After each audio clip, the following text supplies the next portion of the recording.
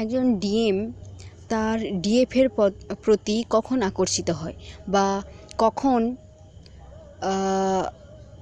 একজন ডিএম তার ডিএফের প্রতি মনোযোগ দেয়। একজন ডিএফ অর্থাৎ ডিভাইন ফেমিনাইন ফিমেল টুইন যখন তার সম্পূর্ণ মনোযোগ ডিএম থেকে সরিয়ে এনে নিজের কাজের ওপরে দেবে, তখন ডিএমের মধ্যে এত এক আকর্ষণ বল সৃষ্টি হবে, মানে ফিমেল টুইনের প্রতি মেল টুইনের এত আকর্ষণ সৃষ্টি হবে যে তাকে ফিমেল টুইনের দিকে মন ঘোরাতেই হবে।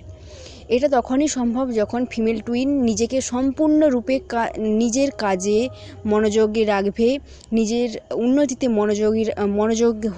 মনোযোগী হয়ে থাকবে, তার ডিএমের থেকে সমস্ত মনোযোগ সরিয়ে নিজের প্রতি দেবে, নিজের কাজের প্রতি দেবে। তখন মেল টুইনের মধ্যে এত আকর্ষণ ক্রিয়েট হয় যে সে যতক্ষণ না তার ডিএফের দিকে ঘোরে তো ততক্ষণ পর্যন্ত সে অন্য কোনো কিছুতেই মন দিতে পারবে না।